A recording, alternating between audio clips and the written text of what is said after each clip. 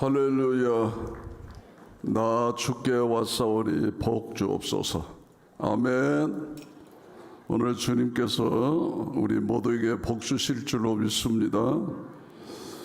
오늘 주신 하나님의 말씀은 요한복음 18장 1절로 27절 좀 긴 말씀입니다.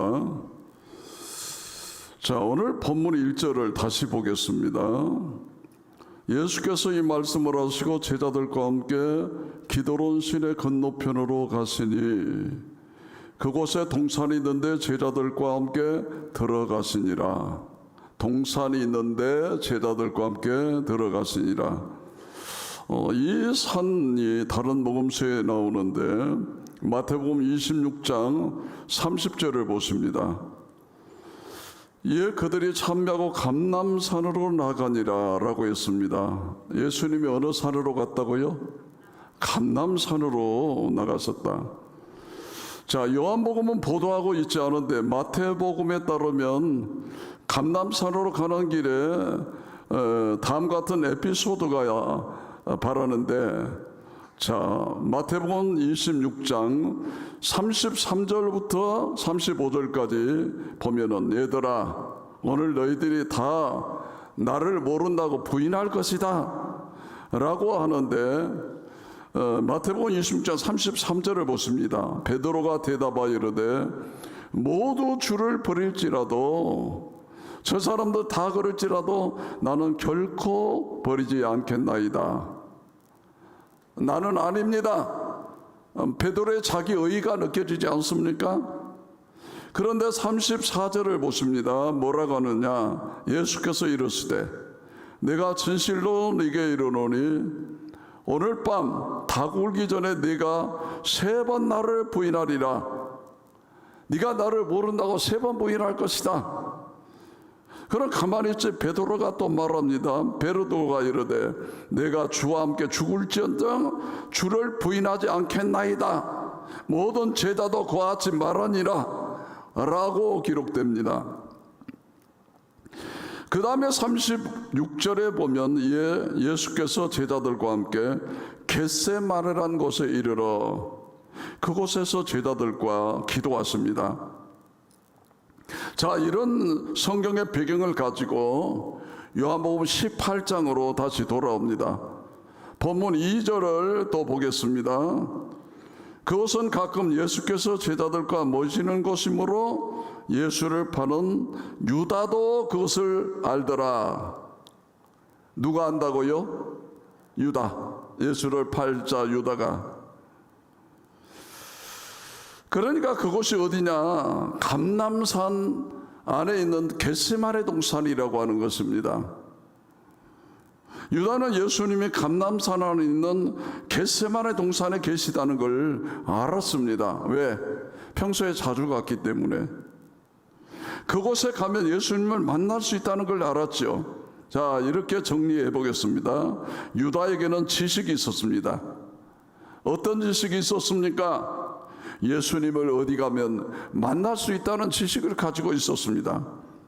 그런데 서글픈 것 한 가지가 있는데, 유다는 어디로 가면 예수님을 만날 수 있는지 그 장소에 대한 지식은 있었지만 정작 중요한 것을 몰랐다는 거예요. 그게 뭡니까? 예수님이 누구인가를 몰랐다고 말 아닙니까? 여러분, 예수님이 누구인지 알았더라면 유다가 예수님을 팔았을까요? 겨우 얻는 30에 예수님을 팔겠습니까? 그러니까 유다는 정작 예수님이 누군지를 몰랐다라고 하는 것입니다. 다시 말씀드리면 유다는 어디로 가면 예수님을 만날 수 있는지는 알았지만 그가 만나려는 정작 그 대상이 누구인지를 몰랐습니다. 여러분, 우리도 가룟유다 같을 수가 있습니다. 우리들에게도 장소에 대한 지식은 있습니다. 어디에 가면 하나님을 만날 수 있는지에 대한 지식입니다. 그래서 오늘 여러분 교회 나온 것 아닙니까? 오늘 교회 나가야 하나님을 만날 수 있다고. 여러분, 장소에 대한 이 지식이 귀합니다. 그런데 여기서 멈추면 안 됩니다. 더 중요한 것은 우리가 만나려고 하는 그 대상, 그분이 누구인지를 아는 것입니다. 유감스럽게도 가룟 유다에게는 장소에 대한 지식은 있었지만 그 대상에 대한 지식은 없었다는 것입니다. 여러분, 죄송하지만 예배드리는 장소에 대한 지식은 별로 중요하지 않습니다. 예수님이 누구이신지 모르는데 그것 알아서 뭐 하겠습니까? 그런데 우리 중에 가만히 보니까 정말 예수님이 누구인지는 모르는데 예수님이 계신 장소에 대해서는 아주 빠삭하게 아는 분들이 계십니다.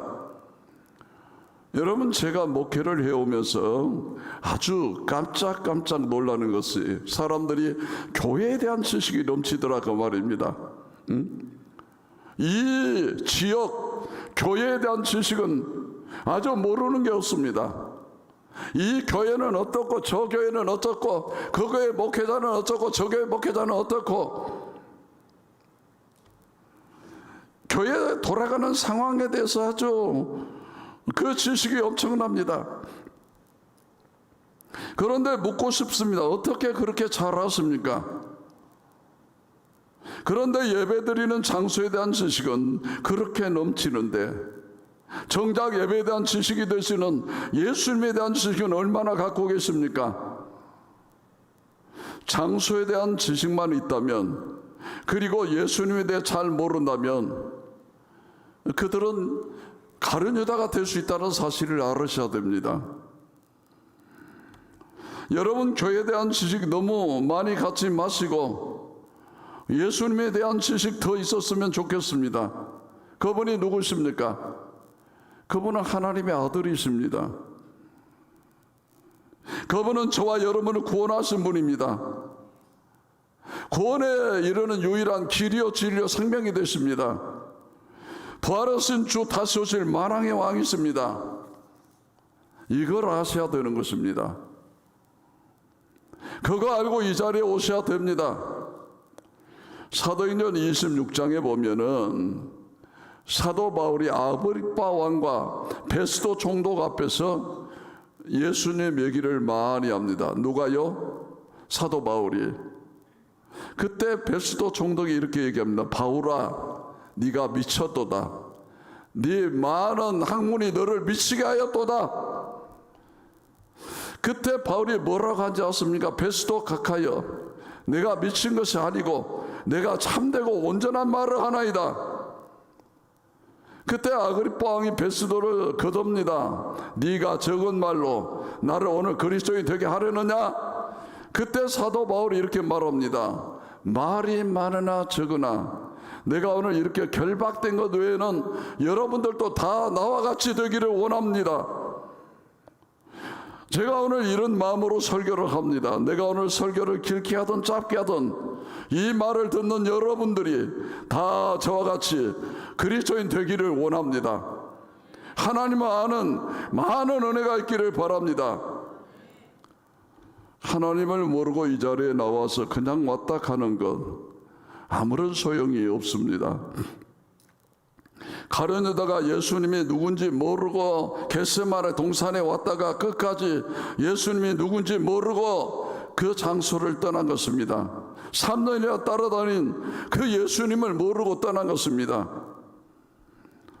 여러분, 우리 중에 가끔씩 모태신앙이라는 사람들을 만나볼 수 있죠. 모태신앙. 그래서 모태신앙은 모태신앙이다, 그렇게 얘기들을 하잖아요. 그런데 예수님이 누군지 모르고 맨날 이 자리에 왔다가 예수님이 누군지를 모르고 그리고 이 자리를 떠나는 사람들이 또 있을까봐 가슴이 아픈 것입니다. 장소에 대한 지식이 있는 거 아무 소용없습니다. 여러분, 주님을 아셔야 됩니다. 본문으로 돌아오겠습니다. 오늘 본문에 우리가 읽을 때는 무심코 지나치지만은 결코 지나쳐서는 안 되는 두 가지 놀라운 기적이 나옵니다. 놀랍게도 주님이 잡히시는 날 두 가지 기적이 있었습니다. 이게 왜 놀랍냐? 요한복음 우리가 쭉 읽어가고 있는데 예수님이 마지막 기적을 행하신 게 나사로를 살리신 기적이죠. 그게 어디 나왔느냐? 요한복음 11장에 나옵니다. 그리고 12장부터 17장까지 그 전혀 기적이 나오지 않습니다, 여러분. 그런데 오늘 18장에 두 가지 기적이 나오는 것이죠.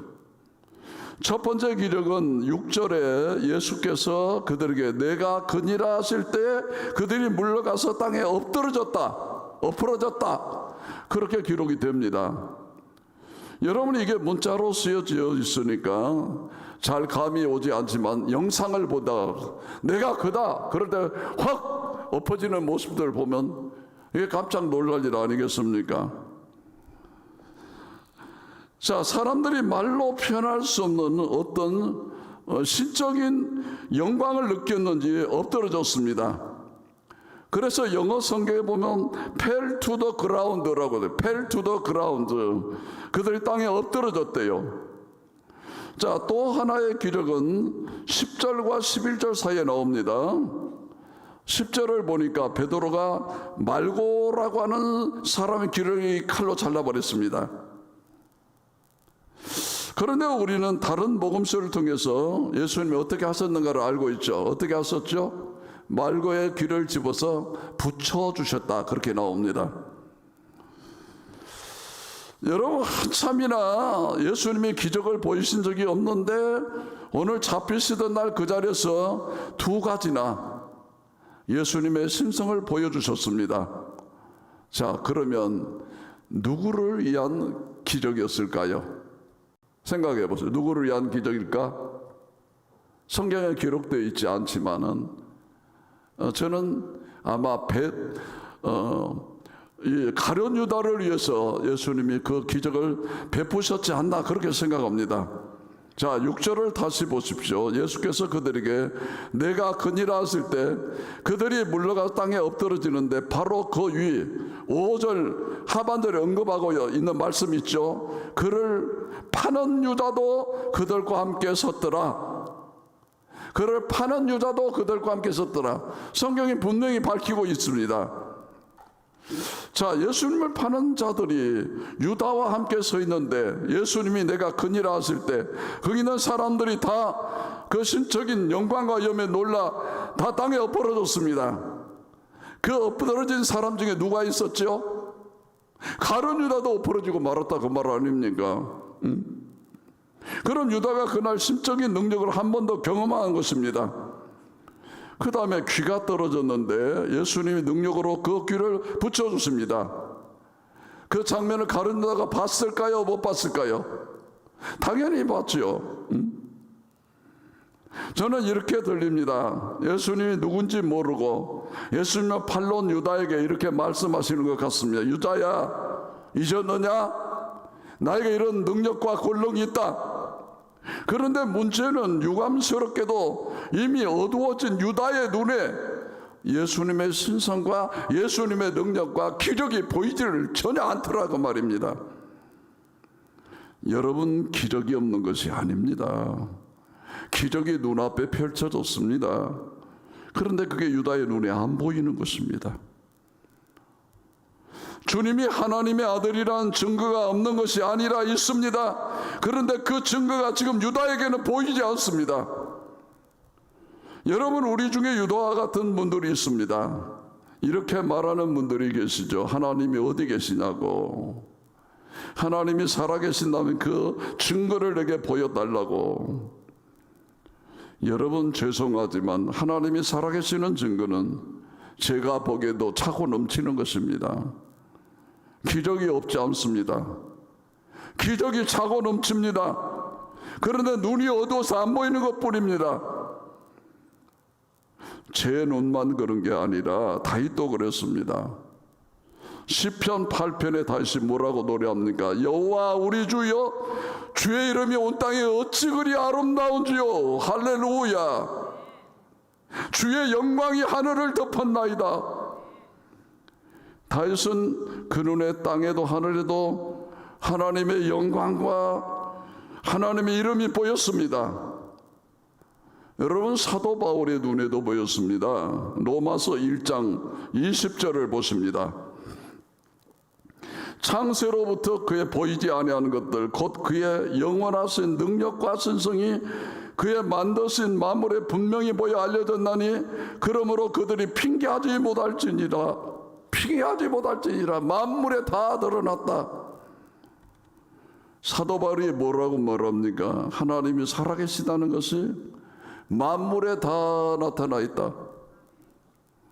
제 눈에도 보이고요, 다윗의 눈에도 보였고요, 사도 바울의 눈에도 보였습니다. 여러분은 안 보이십니까? 여러분 하나님이 안 느껴지십니까? 여러분의 눈이 떠지는 은혜가 있기를 바랍니다. 자, 기적이 없는 게 아니라 하나님의 능력과 하나님의 살아계신 증거가 없는 게 아니라 여러분의 눈에 안 보이는 것뿐입니다. 여러분의 눈이 어두워서 보고도 모르는 것뿐입니다. 오늘 또 우리는 주님의 기적 가운데 일어나는, 오늘 또 주님의 능력 가운데 살고 있습니다. 여러분 가만히 생각해 보세요. 그런 은혜가 있기를 바랍니다. 자, 요한복음 본문으로 돌아와서 예수님을 잡으러 온 이들에게 하신 예수님의 대답이 매우 인상적입니다. 예수님이 두 번에 걸쳐 이렇게 말씀하십니다. 내가 크니라. 먼저 본문 4절 5절을 보십니다. 예수께서 그 당할 일을 다 하시고 나아가 이르시되 너희가 누구를 찾느냐? 대답하되 나사렛 예수라 하거늘 이르시되 내가 크니라. 이렇게 말씀하시고 또 8절을 보십니다. 예수께서 대답하시되 너희에게 내가 크니라 하였으니 나를 찾거든 이 사람들이 가는 것을 용납하라 하시니라고 했어요. 자, 예수님은 두 번에 걸쳐서 내가 크니라, Yes, I am, 내가 맞다 라고 말씀하셨습니다. 자신의 정체성을 인정하셨습니다. 예수님이 이 대답을 잠시 뒤에 있을 베드로의 부인과 연결하면 이해가 되고 참 은혜가 됩니다. 자, 베드로가 뭐라고 했어요? 나는 주님을 모른다 라고 말해요. 나는 주님을 모른다 라는 말은 다시 말하면 나는 주님의 제자가 아니라 그 말이죠. 예수는 지금 나는 거니라, 내가 그다 두 번 결정 말씀하시는데 베드로는 나는 그 제자가 아니다 세 번을 말하면 세 번을. 상황은 어떻습니까? 똑같은 적대적인 상황입니다. 적대적인 상황 속에서 예수님은 나 맞다, 내가 거니라. 그런데 적대적인 똑같은 상황 속에 베드로는 나는 그가 아닙니다. 조금 전에 마태복음 26장에 한 말 혹시 기억나십니까? 다른 사람은 다 주를 부인해도 나는 아닙니다. 나는 부인하지 않겠습니다. 무슨 말입니까? 나는 예수님의 제자입니다. 근데 뭐가 바뀌었습니까? 환경이 바뀌었습니다. 아까 예수 믿는 사람과 함께 있을 때는 나는 예수 믿는 제자다 그래 놓고, 환경이 바뀌어서 예수 안 믿는 사람들과 있을 때, 적대적인 사람들과 함께 있을 때 나는 예수님의 제자가 아닙니다 라고 말하고 있습니다. 누가? 베드로가 말입니다. 베드로가. 오늘 요한복음 18장에 나오는 베드로는 카멜레온 같은 사람입니다. 주변 환경이 우호적일 때, 예수 믿는 사람들이 많을 때는 예수 믿는 자의 색깔을 보여줍니다. 나 예수 믿는 사람이다. 그런데 주변 환경이 바뀌었어요. 주변 환경이 적대적이에요. 그러면 색깔을 바뀝니다. 안 믿는 자로 바꿔버려요. 여러분 교회에서 그 누구도 내가 예수님의 제자가 아니라고 말하지 않습니다. 여러분들 예수님 제자 맞지요? 여러분의 색깔 보여주기 얼마나 편한지 모릅니다. 그런데 안 믿는 친구들로 가득 찬 그 모임에 가서, 회식 자리에 가서 혹시 그 색깔을 벗고 싶지 않은가요? 나는 그가 아니라, 나는 예수님의 제자가 아니라, 그렇게 말하지 않는 은혜가 있기를 바랍니다. 환경이 어찌하든 우리 주님은 내가 거니라. Yes, I am. 그런데 여러분, 유감스럽게도 환경이 바뀌면 색깔을 바꿉니다. 깨닫는 은혜가 있기를 바랍니다. 자, 오늘 설교 제목을 한번 보세요. 뭐라고 했죠? 예수님을 부인한 베드로입니다. 베드로가 어떤 상황에서 어떻게 부인했느냐 그 말입니다. 자, 오늘 베드로가 예수님을 부인한 이야기를 하고 설교를 마치겠습니다. 우리가 너무나 잘 아는 이야기입니다. 그날은 매우 추운 날이었습니다. 오늘 본문 18절을 보세요. 그때가 추운 고로 종과 아랫사람들이 불을 피우고 서서 쬐니 베드로도 함께 서서 쬐더라. 베드로가 누구예요? 차타가 공인하는 베드로가 예수님의 수제자 아닙니까? 수제자. 어디를 가든지 항상 옆에 있었던 튀는 제자였습니다. 베드로가 그 밤에 예수님을 따라가긴 갔는데 저기에 불빛이 있습니다. 불을 피워놓고 사람들이 삼삼오오 모여 있습니다. 왜냐하면 추웠기 때문이죠. 여러분, 추운데 저기에 불가가 있으면 누구든 가고 싶겠지요. 그런데 저 같으면 안 갈 것 같아요. 저 일곡중앙교회 목사인데 목사가 가서 달달달 들떠면서 불 쬐고 있어봐. 못 가는 것이죠. 근데 어쨌어요? 베드로는 갑니다. 아이고 추워!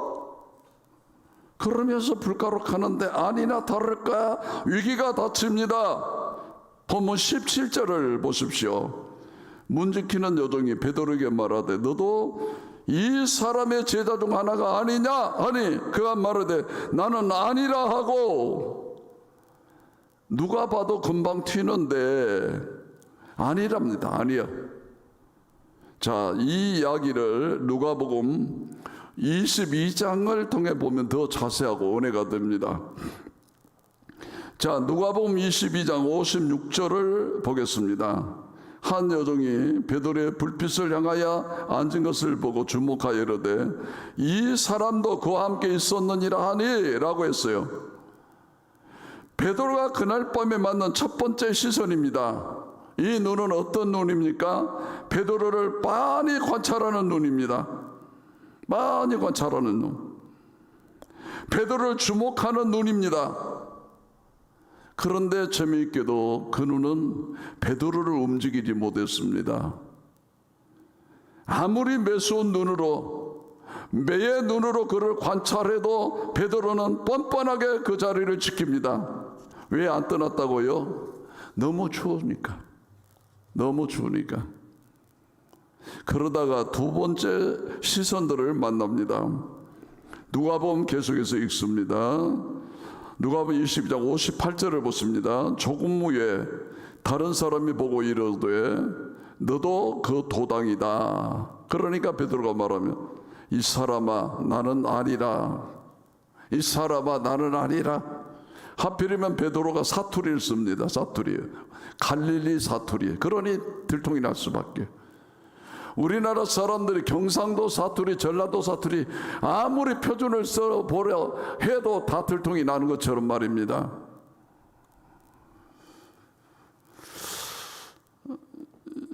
여러분, 베드로가 하필이면 갈릴리 사람 아닙니까?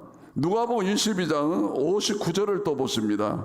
1시간쯤 있다가 또 한 사람이 장담하여 이르되 이는 갈릴리 사람이니 참으로 그와 함께 있었느니라. 베드로가 이르되 이 사람아 나는 네가 하는 말을 알지 못한다. 베드로가 그날 만난 두 번째 눈은 어떤 눈입니까? 계속해서 의심하는 관찰의 눈입니다. 야, 너 예수 모른다고? 어이없사며 경멸하는 눈이 이날 베드로가 만난 눈입니다. 자, 베드로가 그 첫 번째 만난 눈은 관찰하는 눈이었고, 두 번째 만난 눈은 의심하고 경멸하는 눈이었습니다. 그런데 재미있게도 이 두 가지 눈이 베드로를 움직이지 못합니다. 끝까지 베드로는 그 다리를 떠나고 버팁니다. 왜 그런다요? 너무너무 추워서. 자, 그런데 베드로가 그날 한 종류의 눈을 더 만납니다.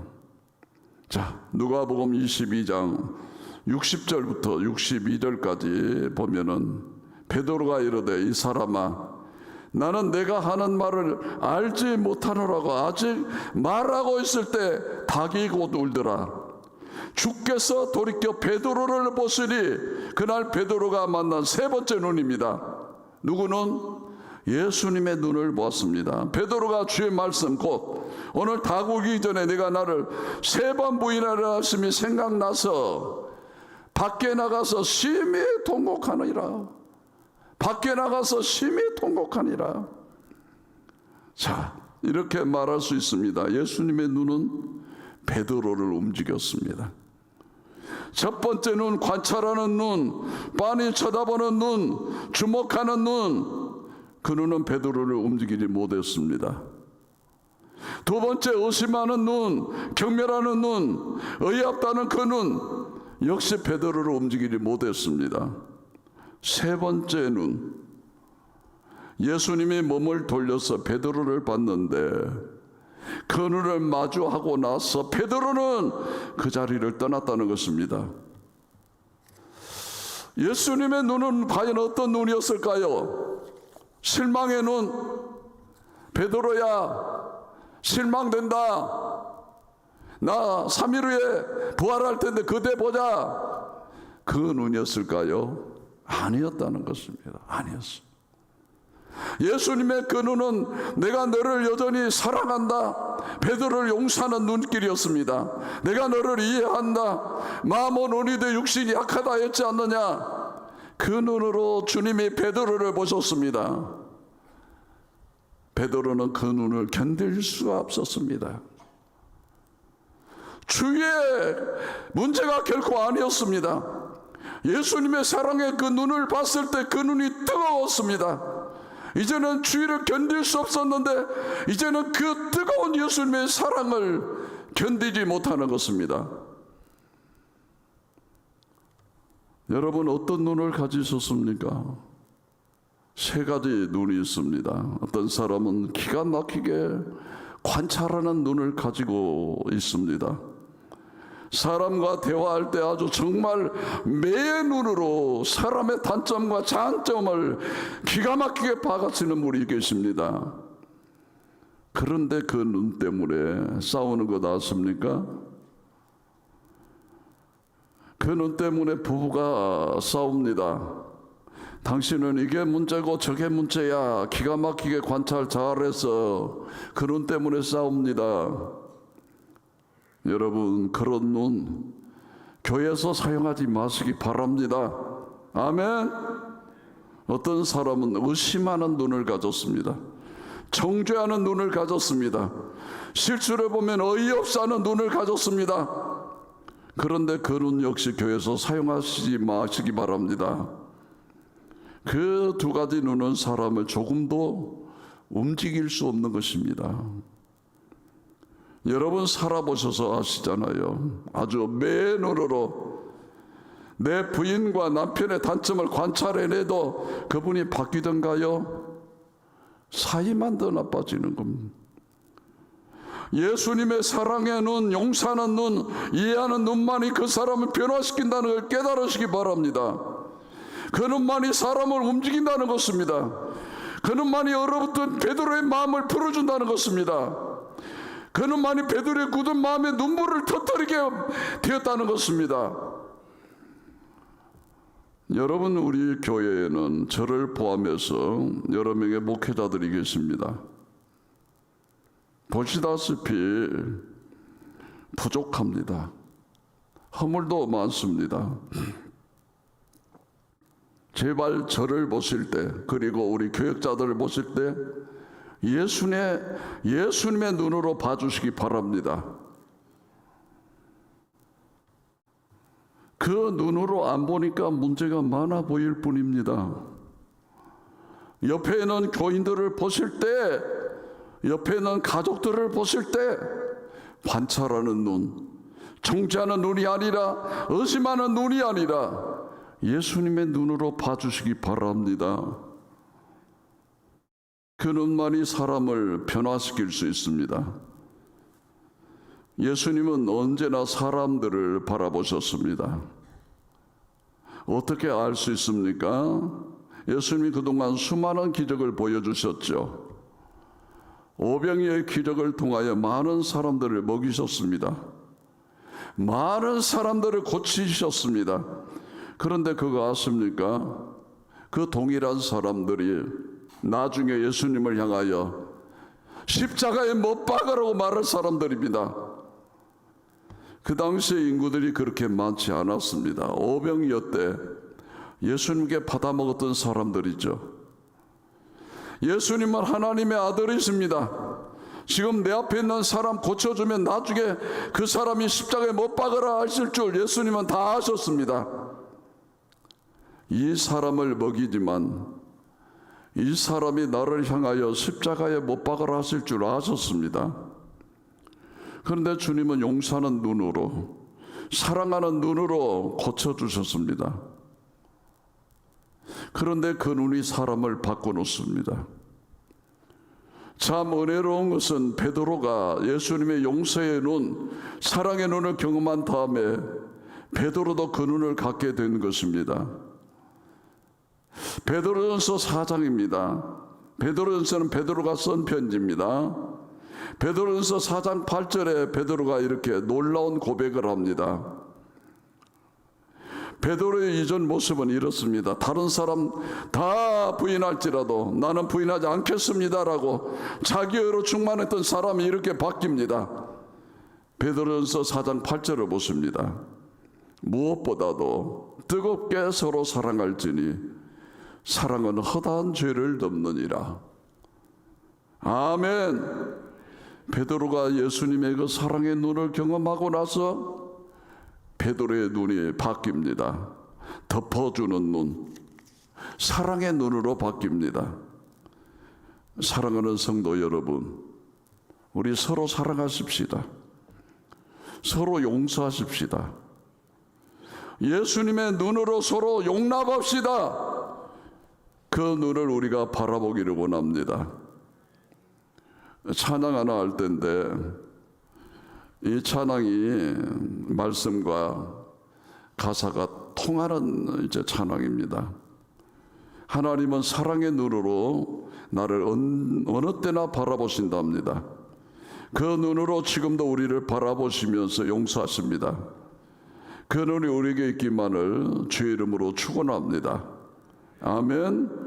하나님의 사랑을 사모하는 자, 하나님의 선하심을 바라보는 자, 너의 모든 것 창조하신 우리 주님이 너를 얼마나 사랑하시는지 너를 자녀 삼으셨네. 우리 찬양 부르시겠습니다.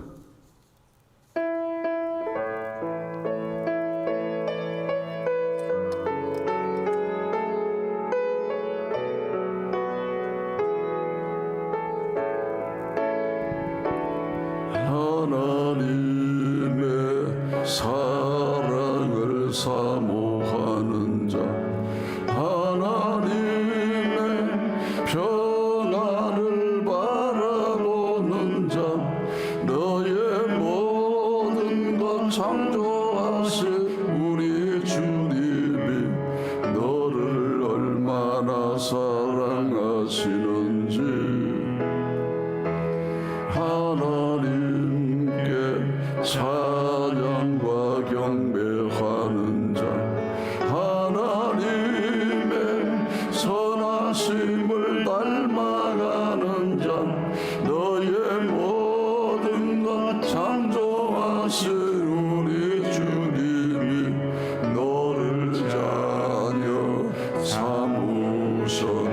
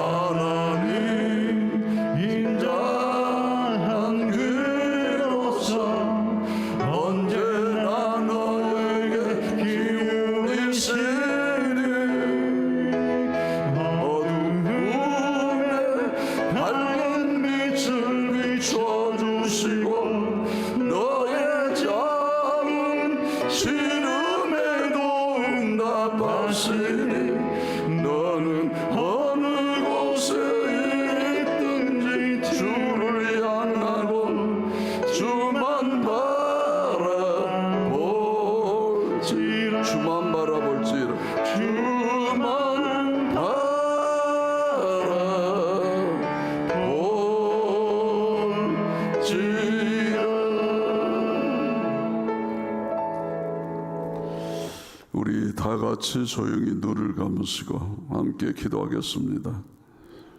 하나님, 오늘 요한복음 18장 말씀을 통하여 나에게 주시는 음성을 듣습니다. 가룟유다는 어디를 가면 예수를 만날 수 있는지 장소에 대한 지식이 있었습니다. 그러나 그가 만난 분이 누구인지를 몰랐습니다. 하나님, 우리 중에 모태신앙으로 자라나서 교회 오면 하나님을 만날 수 있다는 것은 알지만, 그것에 대한 지식은 있지만 정작 주님을 알지 못하는 영혼들이 있다면 이 시간 불쌍히 여겨 주시옵소서.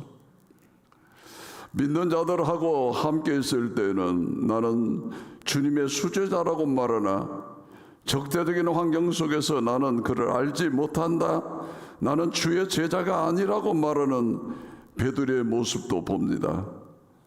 나는 누구입니까? 내가 혹시 카멜레온처럼 환경에 따라 색깔을 바꿔버린지 않는지, 언제 어디서나 내가 주님을 시연하는 자들 되기를 원합니다. 베드로가 그날 세 가지 눈을 만납니다. 관찰하는 눈, 의심하고 정죄하고 경멸하는 눈을 만납니다. 그런데 그 눈들은 그들을 한 발자국도 움직이지 못하게 했습니다. 오직 주님의 눈, 돌이키게 하시는 그 눈이 내가 너를 여전히 사랑하고 용서하고 이해한다는 그 눈만이 베드로를 움직였습니다. 하나님, 나에게 예수님의 눈이 없습니다. 하나님, 우리를 불쌍히 여겨 주시옵소서. 우리 교회가 주님의 눈 같기를 원합니다. 그 눈으로 세상을 변화시키기를 원합니다. 예수님 이름으로 기도하옵나이다. 아멘. 나는 전능하신 아버지 하나님,